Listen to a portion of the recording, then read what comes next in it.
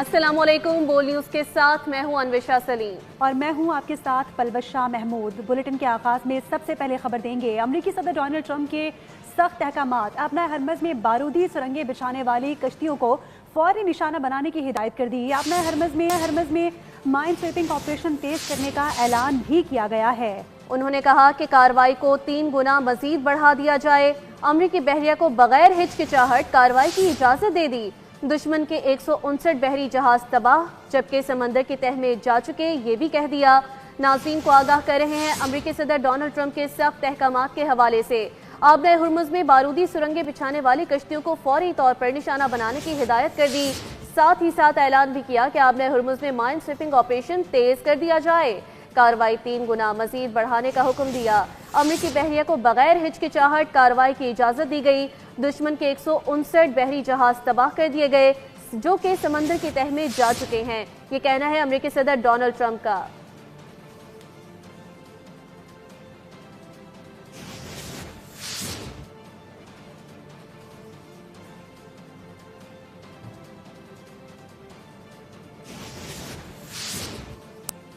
امید ہے کہ ایران اور امریکہ کو جلد مذاکرات کی میز پر دوبارہ بٹھانے میں کامیاب ہو جائیں گے۔ وزیر اعظم شہباز شریف نے خوشخبری دے دی۔ وزیر اعظم شہباز شریف نے کہا کہ اہم مشاورتی اجلاس میں اسلام آباد مذاکرات کے دوسرے مرحلے کے انعقاد کے لیے جاری کوششوں کا جائزہ لے رہا ہوں۔ وزیر خارجہ نے مختلف ممالک کے وزرائے خارجہ سے رابطوں پر وزیر اعظم کا اعتماد بھی لیا۔ وزیر اعظم شہباز شریف نے کہا، موجودہ علاقائی صورتحال میں بروقت اٹھائے گئے حکومتی اقدامات سے ملک میں توانائی کا بحران پیدا نہیں ہوا۔ وزیر اعظم نے انرجی سیکیورٹی کے حوالے سے بھی اجلاس کی صدارت کی۔ کہا کہ انرجی سیکیورٹی ملک کے مستقبل کی مجموعی منصوبہ بندی کا انتہائی اہم حصہ بن چکی ہے۔ ضروریات کے پیش نظر خام تیل کے اسٹریٹجک ذخائر رکھنے کے حوالے سے منصوبے پر کام جاری ہے۔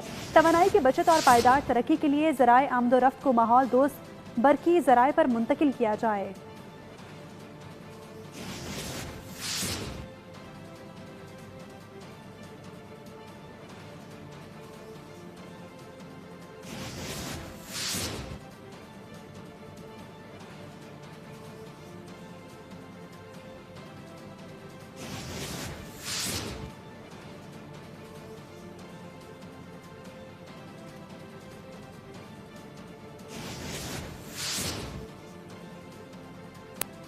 امریکہ نے ایران سے تیل لے جانے والے ایک اور جہاز MT میجسٹک X کو قبضے میں لے لیا ہے۔ جہاز کی تلاشی بھی لی گئی۔ امریکی محکمہ جنگ کا کہنا ہے کہ جہاز تیل سمگلنگ میں ملوث تھا۔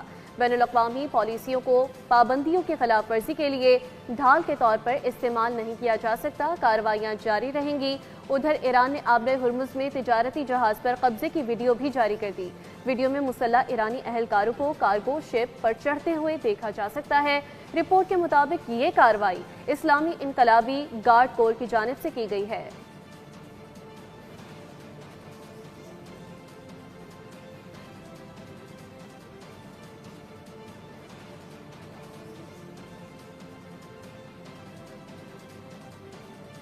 فیلڈ مارشل عاصم منیر امریکہ ایران امن مذاکرات بچانے میں سرگرم ہے۔ برطانوی جریدے فائنینشل ٹائمز نے دعویٰ کیا ہے کہ مذاکرات اور ثالثی کے عمل میں پاکستانی فوج کے سربراہ فیلڈ مارشل عاصم منیر کو ایک غیر روایتی مگر مرکزی کردار کے طور پر دیکھا جا رہا ہے۔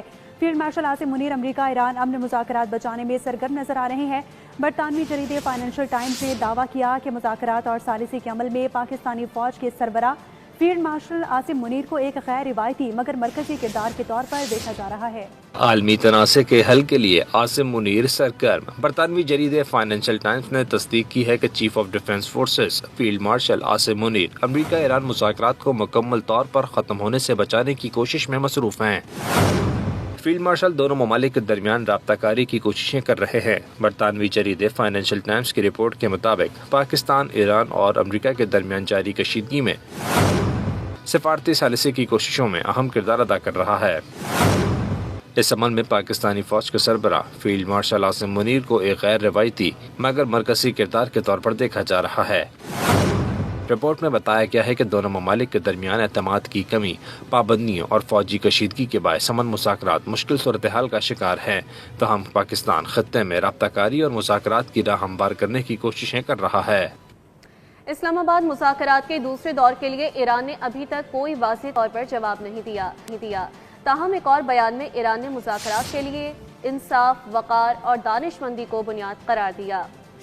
وقار اور دانش مندی کو بنیاد قرار دینے کے ساتھ ہی انہوں نے کہا کہ مذاکرات کا دروازہ اب بھی کھلا ہے، مگر صرف انصاف، وقار اور دانش مندی کی بنیاد پر۔ ایرانی صدر کے دفتر نے ملک کی قیادت میں اختلافات کی خبریں مسترد کر دیں۔ ترجمان ایران صدارتی دفتر مہدی طباطبائی نے کہا کہ ایرانی قیادت کے اندر مثالی اتحاد ہے۔ امریکی صدر کا نام لیے بغیر طباطبائی نے کہا کہ دشمن منفی سیاسی پروپیگنڈا کر رہا ہے، جھوٹ گڑھنے کے بجائے انہیں اپنی وعدہ خلافی، دھوس اور فریب کاری بند کرنی چاہیے۔ امریکی ریاست کیلیفورنیا کے گورنر نے ایران جنگ کے فوری خاتمے کا مطالبہ کر دیا۔ میڈیا سے گفتگو میں گیون نیوسم نے کہا معاملے پر صدر ٹرمپ کا احتساب کیا جائے۔ انہوں نے گیس اور اشیاء ضروریہ کی قیمتوں میں اضافے کا ذمہ دار جنگ اور صدر ٹرمپ کو قرار دے دیا۔ اسرائیل عرصہ دراز سے امریکہ کو ایران سے جنگ پر اکسا رہا تھا۔ سابق امریکی وزیر خارجہ جان کیری نے انکشاف کیا ہے کہ ماضی میں امریکہ کے 3 صدور نیتن یاہو کے ایران سے جنگ کے منصوبے کو مسترد کر چکے ہیں۔ انہوں نے بتایا کہ امریکی صدر جارج بش، باراک اوباما اور جو بائیڈن اسرائیل کی جانب سے ایران کے ساتھ جنگ کے منصوبے کو مسترد کر چکے ہیں۔ یہ تینوں سابق امریکی صدور ایران کے ساتھ جنگ کرنے پر راضی نہیں ہوئے تھے اور معاملے کو پرامن طریقے سے حل کرنے کے حامی تھے۔ جان کیری نے استدلال کیا کہ ویتنام اور عراق دونوں جنگوں میں ایک مشترکہ سبق ہے کہ امریکی عوام کو دھوکہ نہ دیا جائے۔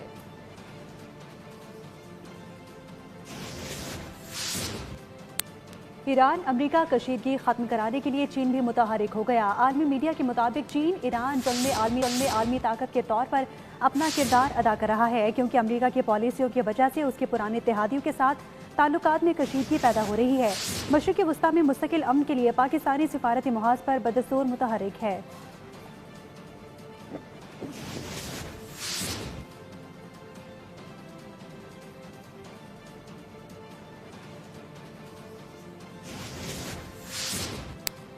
دوسری جانب 2 افراد کو دہشت گرد قرار دے کر ہلاک کرنے کا بھارتی جھوٹ بے نقاب۔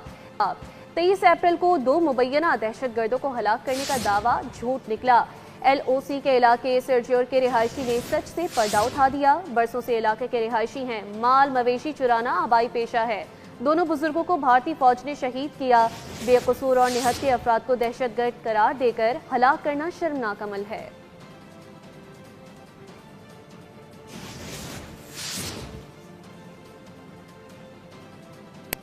بھارت کی سفارتی تنہائی اور عالمی ہزیمت کا سفر جاری ہے۔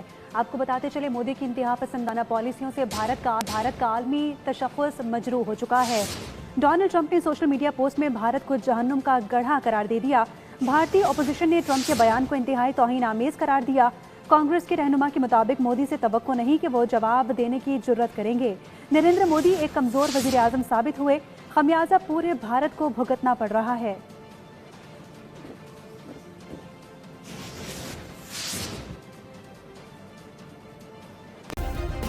سبسکرائب کریں اور بیل دبائیں تاکہ کوئی خبر رہ نہ جائے۔